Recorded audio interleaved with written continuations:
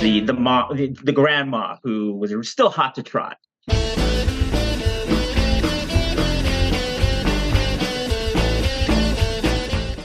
Who's the Boss was actually a pretty clever title.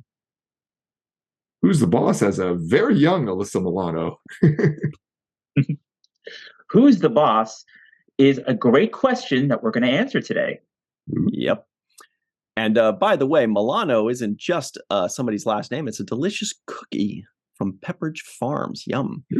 Hello, everybody, and welcome to Falling Towers Watch the First podcast in which we watch first episode of a series so that you don't have to. But you still can. You can. As you may have guessed, we are doing Who's the Boss? It's an 80s sitcom. The first episode is entitled, I think it's Pilot. I think it was Pilot, yeah. Yeah, Pilot. Clever. And this was September 20th, 1984. Well, that's interesting. Where were you? The show that we do next week will have first aired exactly 5 days after this one. This one's September 20th, 1984. The next one will be September 25th, 1984. We're doing 80s sitcom month. I am keeping my streak alive of wearing 80s related shirts for all of 80s sitcom month. This is Triclops from He-Man. It's a great shirt. Go ahead and tell your friends. We've got an amazing guest today. Man, are we lucky. It's Screenrant's own, back of the head, John Orquiola. What's up, John? Hey, everybody. Let's go back to the 80s. We're going to tell creepy Stranger Things way. We're going to tell all of you what he does exactly and everything about what he writes on. It's great stuff in a little bit. But we also have Dr. Muhammad Noor. Hello, always a pleasure to be on Falling Towers. Watch the first of things. Everybody's like, wait a minute, is that Bio Trekkie? Yes, it is. Go check out his YouTube channel. He's a vice provost at Duke University or more. He's also an occasional Star Trek science advisor. He's a YouTube content creator. He laughs at dumb jokes. Great guy. You'll love him. My name is Ryan T. Husk, and I provide those dumb jokes. Not dumb. I enjoy them. Your eloquence. Remember, we talked about that. Oh, yeah. All right. So if you are watching this show, please give this video a like. In the comments below, make your suggestions as to which 80s show you'd like us to review, or if you want to skip ahead to next month. December is family month. So any kind of family genre, something sweet, something fun, something cute and clever and witty and funny, give us your suggestions in the comments below and tell us where we can stream it, and then we will review it. Maybe. No promises. Yeah.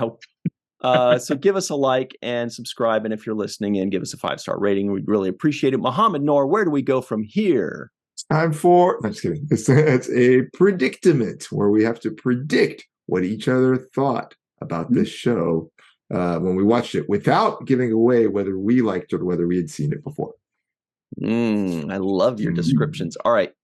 So Muhammad and I have known each other for a few years. We can usually predict pretty well. We know John fairly well over the last year or so, but it's going to be a little tougher. Muhammad, I predict that you enjoyed this show. I predict that you have seen this show. You're aware of it. You watched maybe a good chunk of the episodes, not every one. Like if this went, say, 6 seasons, I don't know if it did. If it went 6 seasons, I feel like you've seen half the episodes, for example, off and on. John, I feel like you have definitely seen some episodes because you told us you did. Yeah. And I believe that you were like, what was her name? Alyssa Milano. When you were a kid, you were like, Alyssa Milano, va va boom. I believe that's my prediction on you. And I think that you will watch this episode and today you will tell us that you did enjoy it and you're pretty high on it. What are your predictions, Muhammad? Well, in terms of John, as you said, we did hear that you'd already seen it. And the implication from the way you'd said that you'd seen it implied that you liked the show. Now, of course, that doesn't say that you necessarily like the pilot. Like you may watch the pilot and be like, the best start. And I think I think there's gonna be some truth to that. I think you're gonna say like, I remember the show being funnier than this pilot was. So I think like, I think you thought it was okay, but I think you thought the rest of the show was much better than this episode. And actually, I think that's also gonna be true for Ryan too. I think that overall, you probably have seen this show. Similar to what you were describing for me, I think you probably have seen like more than one episode, but a few episodes at least, if not many. And I think you're going to say that this was not in the upper half of those episodes. So, but that you didn't hate it. I think it was still like okay, yeah, there's a setup here. I see where it's going. It just wasn't the funniest one. That's my prediction for you. Intriguing. What about you, John? Yeah, I would echo what Mohammed said for both of you. I think you both have relatively warm feelings from your memories of Who's the Boss if you watched them when you were kids. In terms of the pilot itself, I'm going to guess that both of you thought it was a little lukewarm, and the potential was there. Maybe there are a couple of things you each enjoyed specifically of the episode, but overall, I think better days were ahead, and you could see what the show could become, but maybe not was in love with the pilot. This is fun. So everybody at home, fun's getting even better now. You get to make your predictions. Do you think I like this show? Do you think Mohammed liked this show? Do you think you kind of got John figured out and you think you know whether he liked this episode? Sorry, I should say this episode specifically. Mm-hmm. Make your predictions in the live chat if you're watching live, or in the comments below if you're watching later. Make your predictions now. Take your time. No rush. Dr. Noor is going to buy us some time by telling us what this show is even about. Do my best. Tony is moving with his daughter from New York City to Connecticut to work as a housekeeper. When they arrive at the house, owner Angela is surprised and reluctant to have a live-in male housekeeper, but she agrees reluctantly. Things get awkward, though, when Angela is making out with her boss and gets interrupted by Tony, who then urges her not to fool around with her employer. Angela and Tony fight a bit, especially since Angela really likes her boss and is also up for a promotion. Eventually, following Tony's advice, she decides to put the relationship on hold, and she still gets that promotion nonetheless. Those all were things that happened. So, all right, where do we go from here, Mohammed? I'm very lost. This is my favorite part of the show. This is what we like to call Expectation, where we spend a little bit of time on what you expected before you saw the show, and a lot more time on what you actually what you actually got when you watched the show. Or as Ryan likes to say, very eloquently, we like to compare and contrast what we expected before seeing the show with what we actually got. You see, John, has anybody ever told you you were eloquent? Feels good. Feels nice. Right. All right. A great writer, so he's eloquent. He definitely is. Top notch. Dr. Noor here. Before you watched this first episode of Who's the Boss, entitled Pilot, what did you expect, if anything?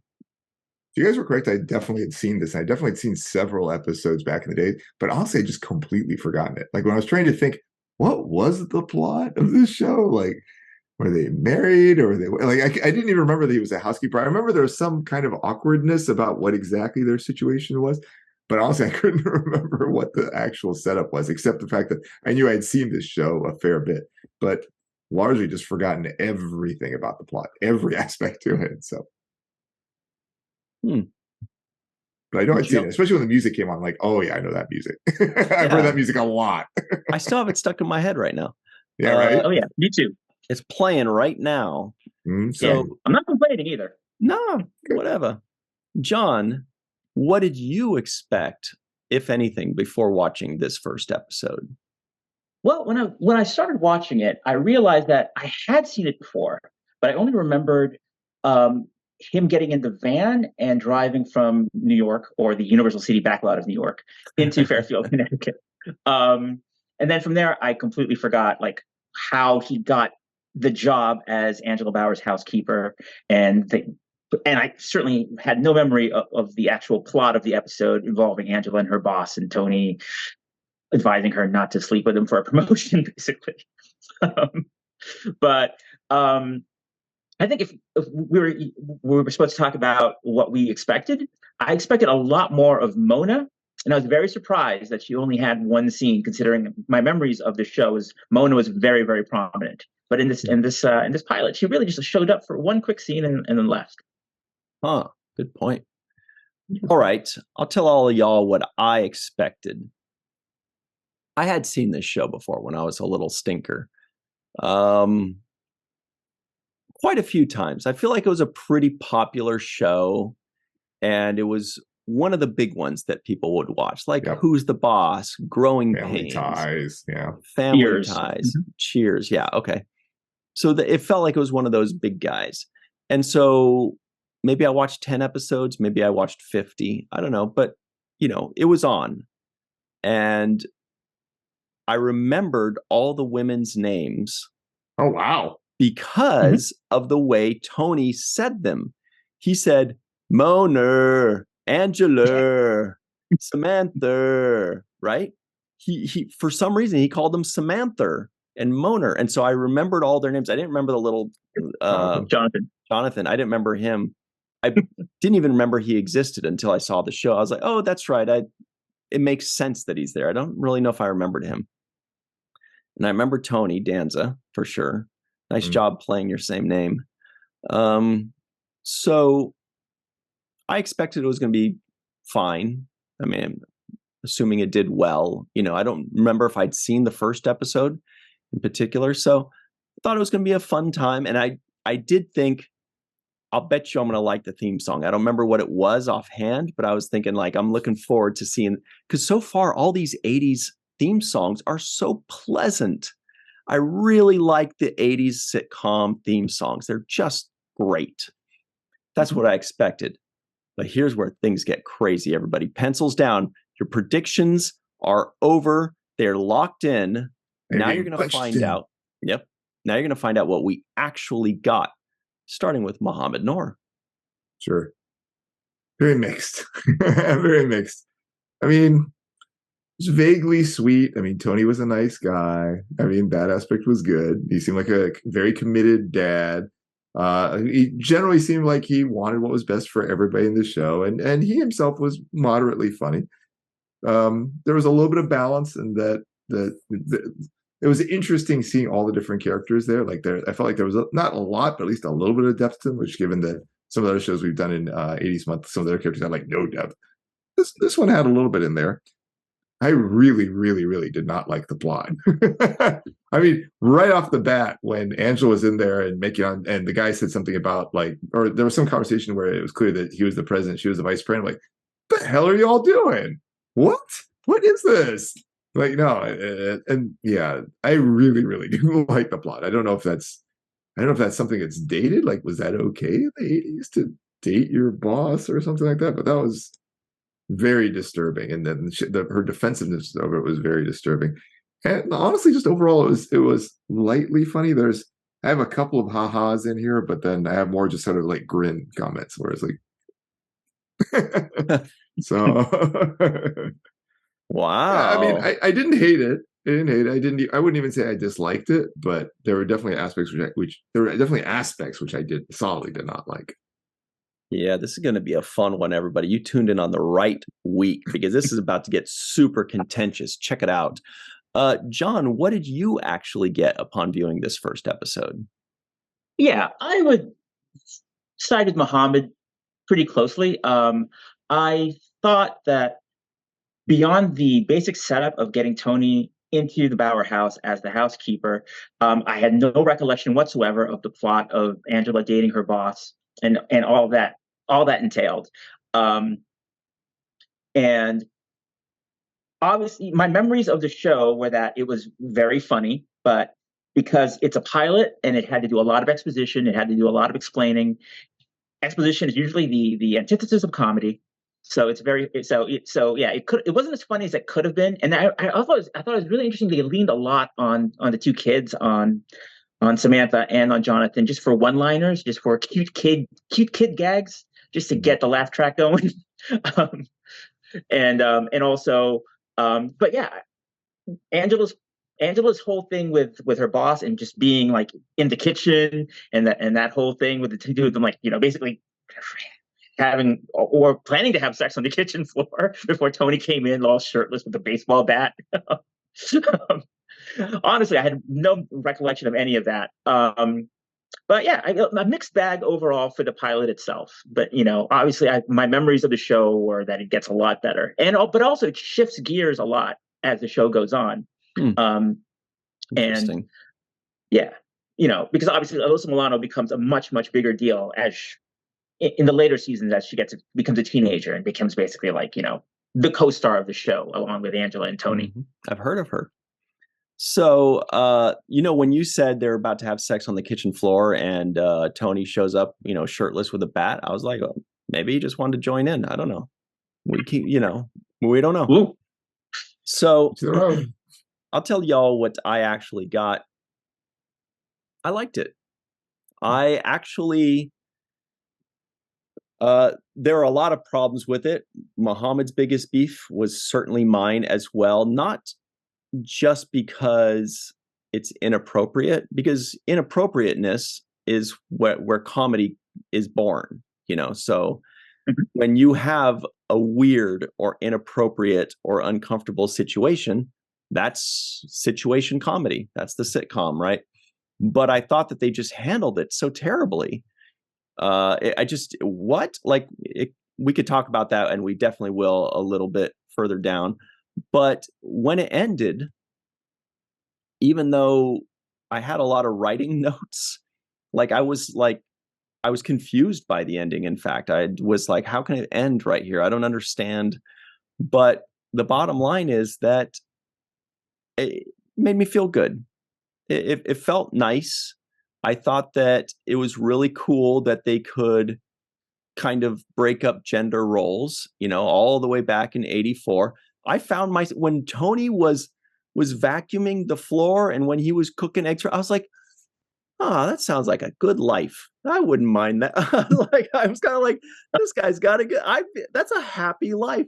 You're going around, you're cleaning things, you're homemaking, you're taking care of kids, you're cooking eggs. It's pleasant. You're shooting hoops outside, spending quality time. I'm like, what a good life. This guy's got it figured out, And so it made me happy. It made me feel good. A lot of qualms with the execution of some of the things, but overall, I enjoyed it. So let's get into that. Muhammad, let's just get right. This Muhammad and I, sorry, John, it's going to get uncomfortable. We brawl hard, we fight.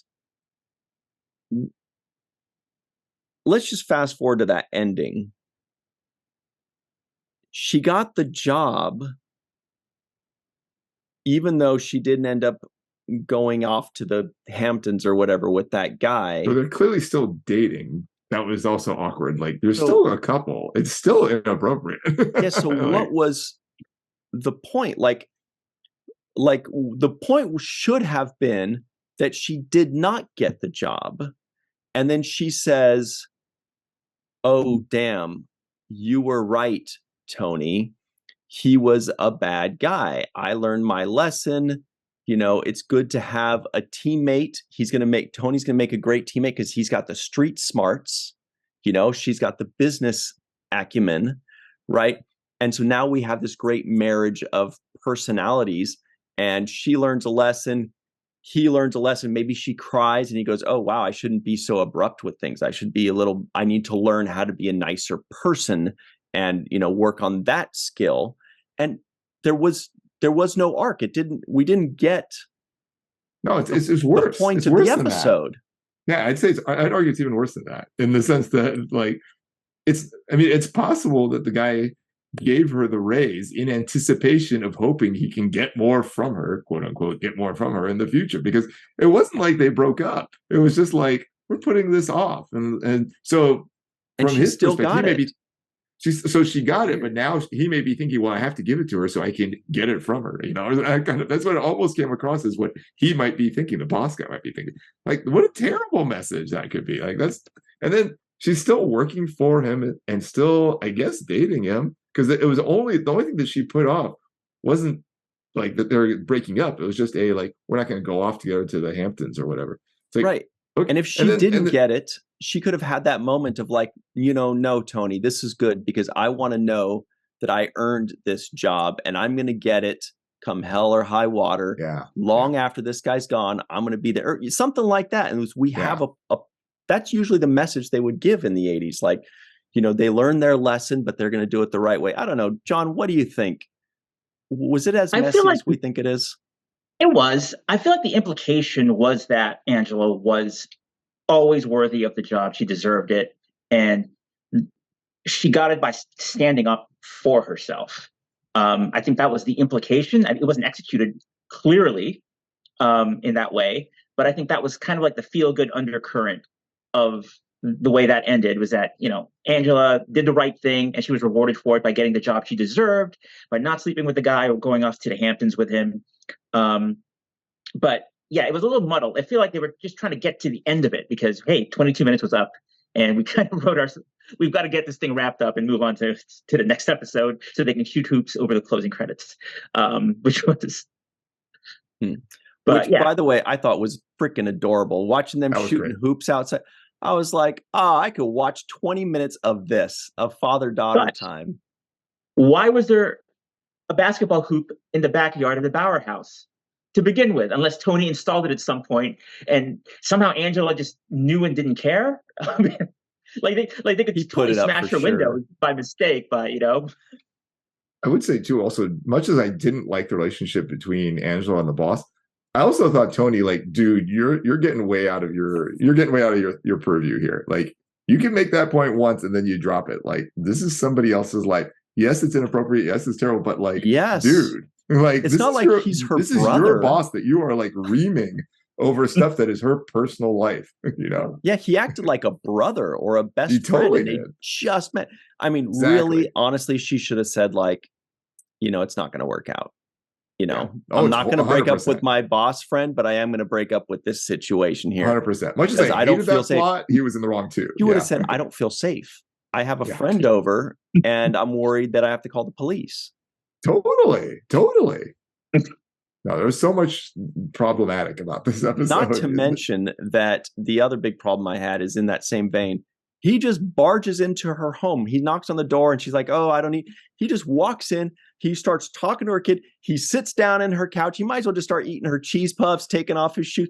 I was like, whoa, 80s were crazy. You could just walk into someone's house and sit down. The 80s were crazy. And talk to their kid, put your arms around it. Well, you know what was crazy about that too?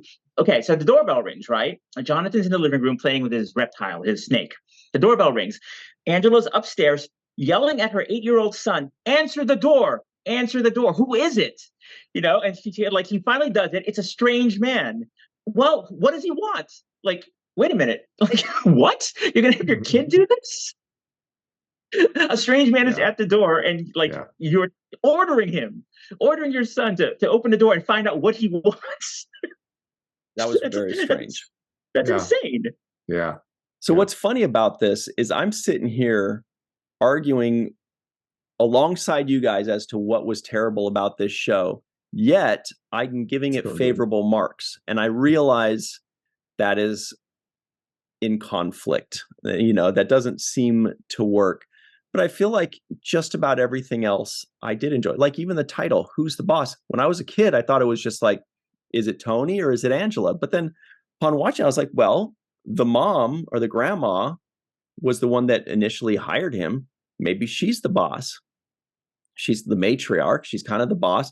Samantha, the kid, she was a little tough kid that was like walking around like a boss, a little boy. I realized it's like they're all kind of, there's like this 5-person tug of war of who is kind of the boss. And they're all kind of the boss in one where, even the kid was telling his mom like, you just told me to see who it is. And, he was being all tough and all that. Yeah. So I realized it could be more than just the characters. Mm-hmm. Yeah. And I thought that was great. I agree. Okay. I always agree with that. Good. Mm-hmm. There were funny moments too. I mean, I think I have 3 ha's and a bunch of like little smileys. Let's hear the ha-has. Yeah. The ha's was the waiter had more food on his sleeve than I had on my plate, which is that's such an expensive restaurant thing. So completely agree with that. The conversation between Tony and Jonathan about the scrambled eggs, where he's like, Jonathan said, "Isn't there anything else?" And he's like, "Yeah, hunger." I like that. And the what was that about sex? That's what I thought. That little exchange, Funny. that was funny. Those Those are my three kids, moments. Yeah, the two kids talking about sex at the kitchen table. Exactly. Several That like old smiley gag. moments too. That old gag. Several smiley moments, but a big frowny moment of president, vice president together making out. Big frowny moment. What about you, John? Were there some funny momes for you? Well, not so much funny, but something that stood out at me because I think about these things a lot. Like when I watch Mad Men, I'm obsessed with what things cost back then versus what they cost now. And so when Angela and her boss came back home, and he was talking about how they spent $300 at dinner for haute cuisine, and I was like, $300 in 1984. What is it? What is that actually? Wow, what is that actually worth? And so I looked it up. It's about $976 today for a dinner they did not enjoy. Yeah. Wow. I thought Mona was very funny. But I always liked Katherine Hellman. She was always to me like the go-to for comedy in that show, which is why I was so surprised there was so little of her in the pilot. I thought I don't remember the exact dialogue, but I thought Samantha, her little tough girl, 12-year-old, I fought off 5 guys and walked away with a black eye. I thought that was funny stuff. And I like the cheap gag at the very, very beginning when Tony's next door neighbor was asking him to stay, and then he drove off in the van, and then the guy upstairs was yelling, "Hey, I'm sleeping up here!" And she just yells back at him. I just that's cheap New York style comedy, that sitcom comedy. It always works with me. I've never been in New York. Seems weird. You've never been to New York? Mm-mm. Wow. And New York is fine with that, by the way. New York's like, good, stay over here, you West Coaster. Did our friend Dr. Anne Marie Siegel. Yeah, whatever. Yeah, I used to live in New York. I used to live in Manhattan and Brooklyn. Wow. Mm-hmm. It was you great. Could fit in there. I did. So I'll tell y'all, there are some funny moments for me too. Actually, I thought the little kid had a good line when I know which one it is. When the kid said, I don't remember what Tony said at the beginning, but at first Jonathan likes him, but then Jonathan says something to him, and then Jonathan says, "Is it too late to change my vote?" That was funny. Give the kid a good little line. That was the sister. He was talking to sister. That's what it was. When they're like, hi, yeah. That was cute. And let's see. When the dude, the president guy says, "I have a whole cabin of Edgewood china we could break it all," right? That was funny because they broke a plate. And so he's like, "Oh, we could break all the plates." Also, it was funny, accidentally, when the plate falls and breaks, there was somebody in the audience, a lady that actually screamed, which was funny. I played it like 3 times. There's a lady that actually screamed like, "Oh, they broke a plate," which was very funny to me. And Angela had a line when she broke the plate, when she said something like, "I care enough to break the very best," which is a spin on a very famous slogan that I don't remember what it was. When you care enough to send the very best. The line, I don't know what it's for though, but I remember the line. Yeah, it's a very famous line from the tagline from the 80s, advertising tagline. Like, "Where's the beef?" Yeah, I do remember Tony's "oh, right? I remember that. I was like, wow, he did that from the very beginning. That's pretty good. Forcing the kid to eat eggs when he doesn't like them, but then the kid just kind of goes like, okay, and just starts eating them and everything's fine. I haven't thrown up yet. Yeah, does that work, Muhammad? I don't know. I mean, it sometimes can. It's not very common, but it can. I mean, it's not like it never works. What did work was when Tony and Angela were talking about sex, but using subtext, right? When they were saying, she says, "If I want crunchy crawlers, I will." That's, and he says, "But those are empty calories," and blah, whatever. And she says, "Well, maybe I'll want more." And anyway, that was very good because all the adults watching the show know what they're talking about. And it was very clever. and cute. Mohammed, what worked for you? I mean, for me, a lot of the best things have to do with the interactions with the kids. Right? So I mean, a lot of the smiley moments are like, "Oh, the snake doesn't pay your allowance." Oh, that's true. Things like that. So a lot of the interactions of the two parents with their kids to me were funny, and that to me was I thought more is the saving grace. The interactions between Tony and Angela. I mean, in this episode, not great. Mostly I just didn't like the plot. That was the problem. Like if the plot was more exciting or more appealing, I would have been happier with it. But their interactions weren't great. The one part which was a little bit like sort of leading into what's maybe to come was the comment about like, well, you should never sleep with your boss. And then there's this awkward look between the two of them as they walk back into their bedrooms. But that was the one moment like, oh, okay, we can see where this is going to head eventually.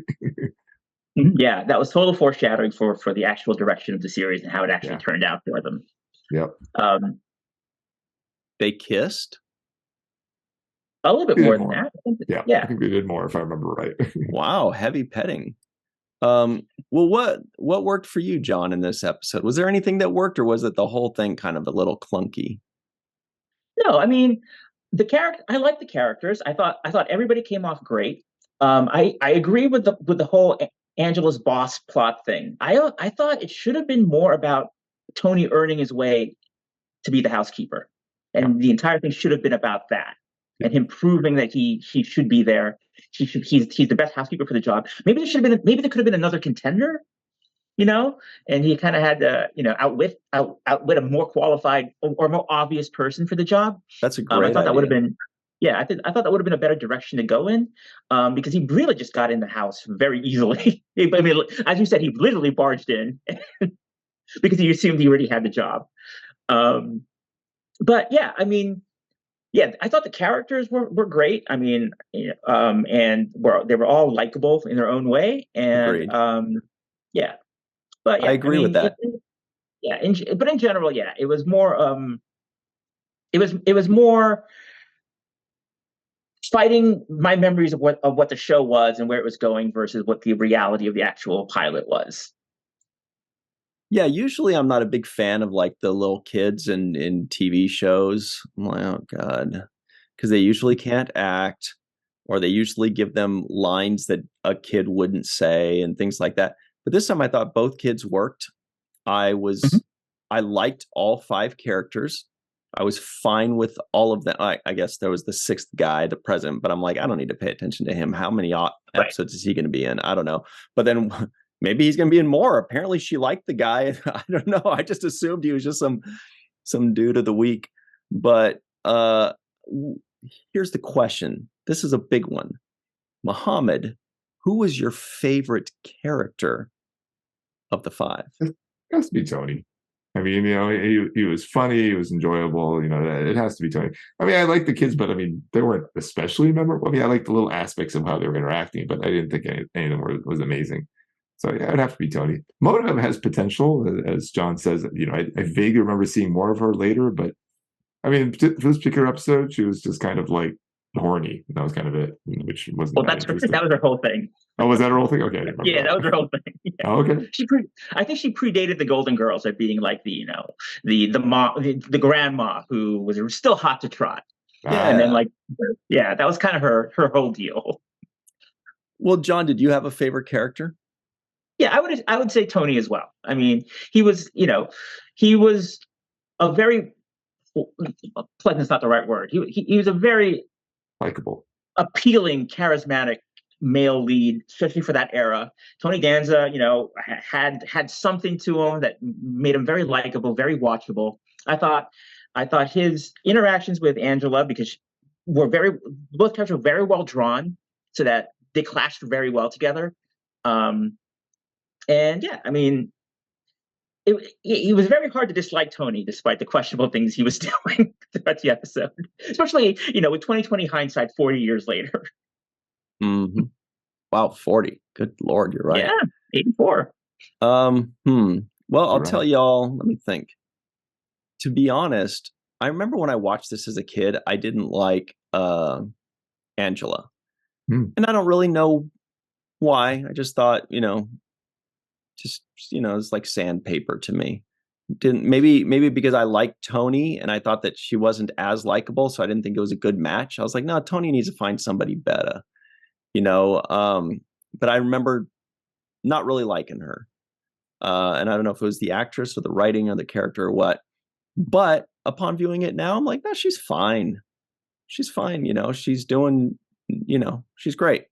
So the first half of the episode, I would have actually said maybe her. But with that thing with the boss and all that, it was just too confusing. It didn't really work. So I guess it's going to have to be Tony overall, because I did find myself going, he's got it figured out. He's got a good life, vacuuming, cooking scrambled eggs, being the joy in everybody's life and setting them off on the day. And then they all leave and you got the house to yourself. I'm like, this guy, this is the 80s were the time to start, breaking these roles, because dude's got to get a good life too. That was pretty fun. I would totally do that.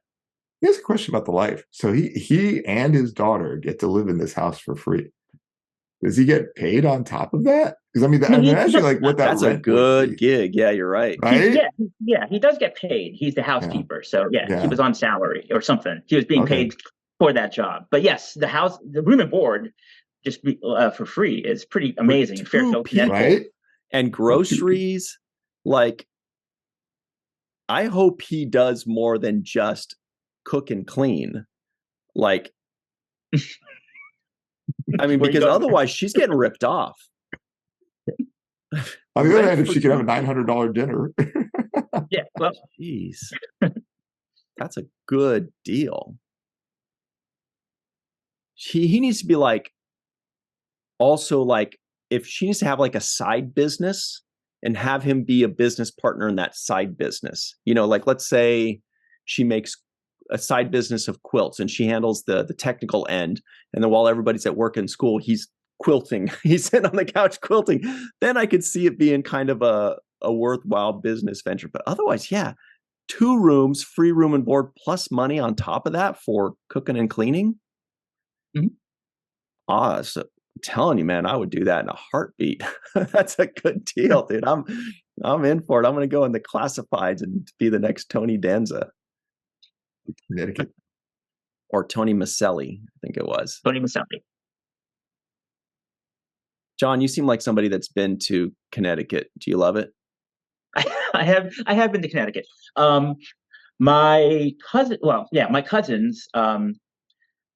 used to live in Stamford, Connecticut, in the 80s. Around the same time. My late uncle, was the vice president of J. Walter Thompson, the advertising agency. So he had a house in Stamford with his family, and I used to visit there. So and then I have a friend who also has a house in Guilford, Connecticut. So I've stayed there as well. So yeah, I mean, I don't mind Connecticut. But I'm a New Englander. I grew up in Boston. I've been all over New England. That's what I figured. But you're a Bostonian. Yeah. Well, all right. Well, speaking of which, now that we're on that subject, let's talk about you for a little while, John, if that's okay with you. Oh, no. So you grew up in Boston, or Boston area at the very least. You moved to LA. Why? I did. Well, partially to pursue my job at Screenrant. But yeah, I basically had lived on the East Coast for all of my life, although I've stayed here in LA very often. I used to visit every summer. The place where I live now is with my family, my sister and my brother-in-law. And so since I had family here, I would be able to come over and spend summers here. So I think from 2011 till about 2016, I was here every summer for at least 2 weeks, sometimes 5 months. Like I would just stay here. And most of my friends who I knew from New York and Boston University, when we all were in film school and we all set up to be in film, everybody gradually relocated to the East Coast, and I was one of the last holdouts. So I decided to make the jump, and it worked out. It's the short version of it. And you mentioned Screenrant, which is where you are now. Can you tell everybody what you do at Screenrant? Because it's pretty freaking awesome. It's a good gig. It is a good gig. It's a really good gig. So I am the official title is Star Trek beat editor. But what that basically means is I am the head of our Star Trek coverage for all movies and TV. So that entails basically, masterminding. I'll use that fancy term, masterminding our entire plan for coverage of Star Trek, involving all of the new shows, all of the legacy shows, and all of the movies. And basically, at this point, almost every idea that gets turned into an article is either from my head or got filtered through me in some way. So I have a team of 4 other writers, and so we just generate Star Trek content 7 days a week. But on top of that as well, I get to interview the cast members and the creative people, and I get to do the junkets. I get to do all the press. I get to do all those fun things like Star Trek Day, and it's a pretty great gig. How many articles do you guys do a week? Wow. 49. Wow. I know. It's insane. I was assuming 20. 49 is nuts. That's a lot. 7 a day, every day. 7 Star Trek articles per day. Yeah, that's how it breaks down to. It varies, but yes. Wow. Yeah. Wow. So on average, I will write 3 a day. So everybody at home, if you want some legitimate Star Trek coverage, Screenrant.com gives you 7 Star Trek articles per day. That's incredible. Yes. Yeah. I try not to think about it. What fraction do you write versus the 4 people you work with? Well, yeah. So on average, I will write about 3 to 4 a day. That's my half average. Of them. Wow. Yeah. And and I generate the ideas, and on top, yeah. It is a all encompassing job. Yeah, it's quite a bit. Sounds like a lot of fun though, because you get to go to all the events and stuff. But there's also another aspect that you cover, which is not Star Trek related. Can you talk about the other thing you are covering that isn't Star Trek? Yes. I pulled off a little side gig for myself. I am a massive wrestling fan, and Ryan knows this. Ryan and I talk pro wrestling all the time. And so I am a big fan of AEW, All Elite Wrestling. I grew up as a WWE fan, but I don't watch their shows weekly anymore. I watch their pay-per-views. I still follow them, but AEW is my show. And so I kind of figured out a way to cover AEW for Screenrant. I hustled and got us connected to AEW, and so it's kind of like my little side gig, my little side hustle. So when there's a big AEW event, there's one here in LA next week. It's called AEW Full Gear. I get to do press for that, and I get to sit in the press conferences. I get to interview the wrestlers, and yeah, it's just a little fun thing I do, really just for myself and my own enjoyment. Cool.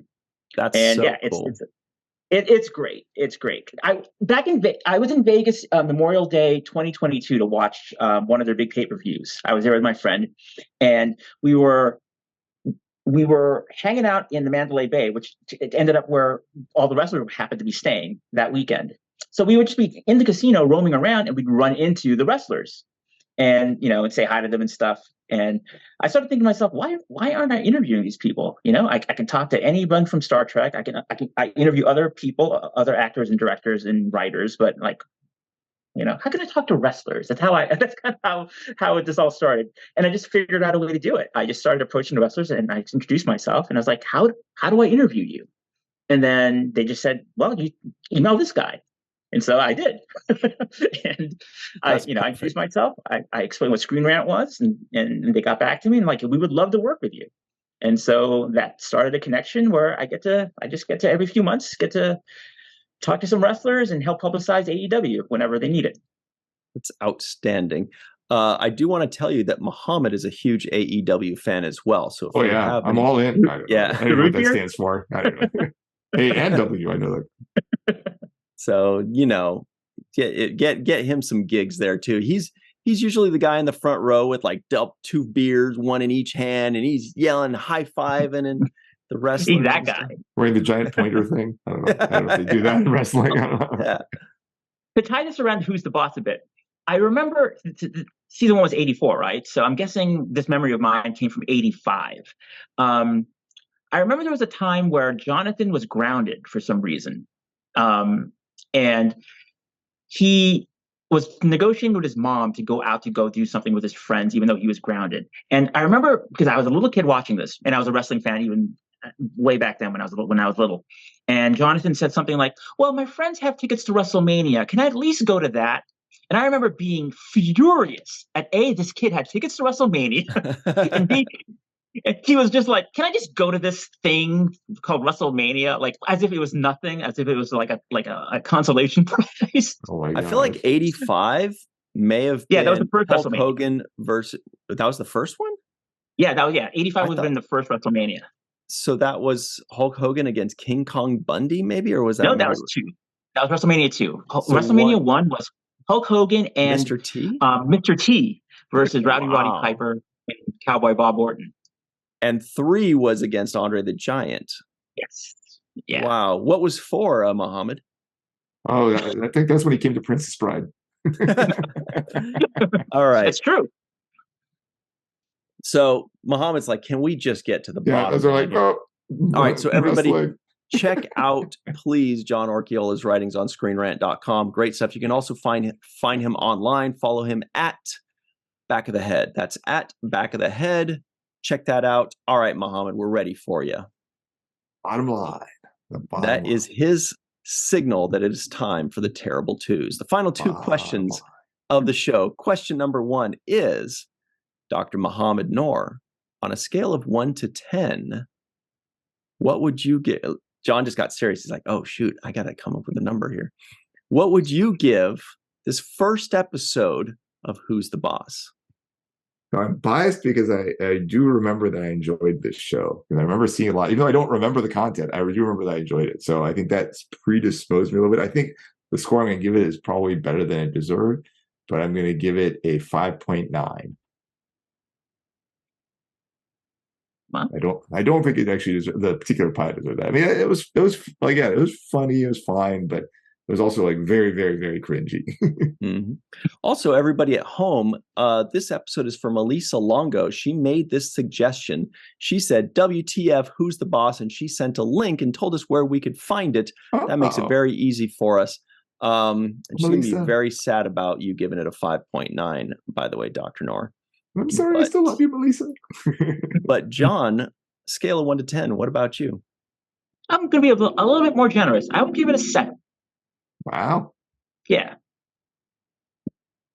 Wow, a 7. More for the potential. Yeah, more for the potential of what it could have been, but I did enjoy it. There's nothing I disliked. There's stuff I thought was strange. We already discussed how maybe it could have been better. But yeah, overall, I would call it a 7. Very good. Good stuff. Also, I met what's her name? What Which one? Alyssa Milano? Alyssa Milano, thank you. She was well, I just waited on her in a restaurant and she was extremely nice. That would happen a lot of times when a celebrity goes into a restaurant. They act extra nice because they want to make sure that nobody says, I got Alyssa Milano and she didn't say thank you when I refilled her water. People love to just like get mad at celebrities. So they have to be like on their best behavior when so every time you refill their ice, and thank you very much. I really appreciate that. Like they're extra nice so that you don't have any ammo, but she actually was very nice and she was petite. She was smaller than I expected, but she's short. She's about like 5'2" or 5'3". Yeah. Very sweet lady. And it seemed genuine, seemed like a nice person, but anyway, 6.8 from me. And not just because she was nice to me back in the day, but a 6.8 because my brain kept going, well, this makes no sense. What the heck is that? What's that? This doesn't work. But my heart was like, but it's pleasant. I'm enjoying it. I like the people. I like the song. It was 6.8. The song's great. It was good. It just made me happy overall. It was pleasant. 6.8 from me. And I really hope that the writing catches up to the pleasantness, because the writing was it was really messy at the end there. It really I didn't get it. The ending made no sense to me. I didn't understand. I'm like, do they not understand the formula, or do I not understand it? I don't know. But either way, still fairly high. Question number 2, however, right? For the purposes of this podcast, we all had to watch the first episode of Who's the Boss. But now that the podcast is over and we're free to move about the internet, Mom's even got this part down. Dr. Noor, would you of your own volition watch the second episode? Only because I've seen it in the past and I remember I enjoyed it, I would say yes. So the answer is yes, though it's not not really based on what we just watched. So honestly, even if I take it back. I'll moderate what I just said. Maybe that was too harsh. There was aspects of, I mean, it doesn't seem like the part that I disliked the most would be an ongoing plot, whereas the parts I did like seem like they might continue. So I'll moderate what I just said. I'll still stick with my yes, but that was a close one. Hey, John, remember that time we were talking about wrestling and Muhammad was like, wrap it up, guys. Those were the good old days. It was a good time. So what about you, John? Would you of your own volition watch the second episode? Probably. Now I'm interested just because pilots usually are changed once they realize, like once a pilot is out of the way, they usually retool the show in some way. And I would be curious to see what in episode 2 and beyond in season 1, kind of they realize from seeing the pilot, hey, we can tinker with this now. We can drop this. We can kind of focus more on this. So I would be interested to see if episode 2 actually does follow through on as a direct sequel to the pilot, or if it just kind of moves on now and just kind of starts figuring out the show on its own, away from now that we've set up the exposition of how Tony got in that house and Angela's a high-powered corporate lady who and that conflict. So yeah, I would probably say at some point, if I A, remember, and B, find the spare time, I might seek this out and satisfy that curiosity. So short answer, yes, I would watch a second episode.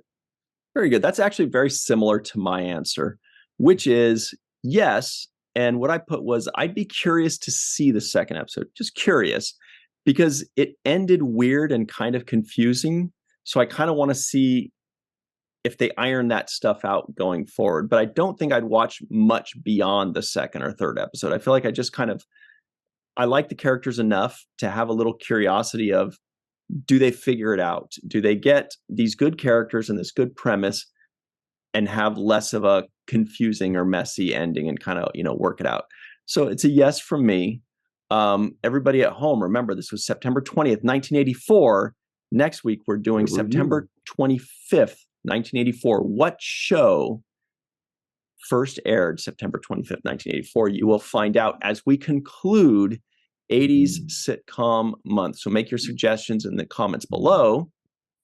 Make sure to like this video, subscribe to the channel, give us a 5-star rating if you're listening in. What I'm trying to say is this podcast was obviously John as the boss. This podcast was far less cringy than the episode we discussed. John. Oh, is it my turn? There's one more. There's actually one thing I'd like to point out about Who's the Boss before we sign off, is that there's supposed to be a reboot sequel.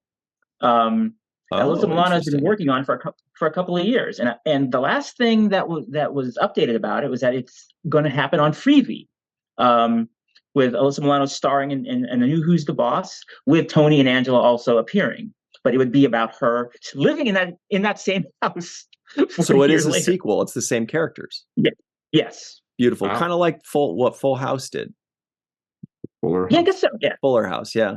Where they picked it back up on the same set, the same house, the same characters, and just kind of went, oh, that's great. I'll watch that.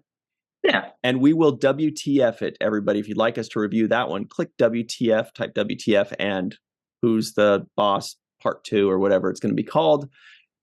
So that's about it, everybody. Please remember what Mr. Michael Kenyon Rosenberg always likes to say. Don't forget to be an organ donor, and don't forget to watch the first of things. All right, everybody. Freeze frame like Tony Danza as Tony Maselli.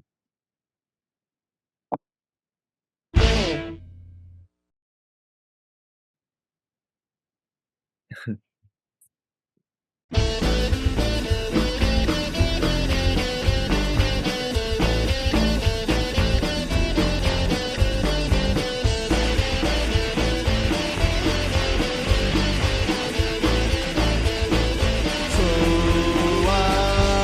around for a while and force that shitty smile.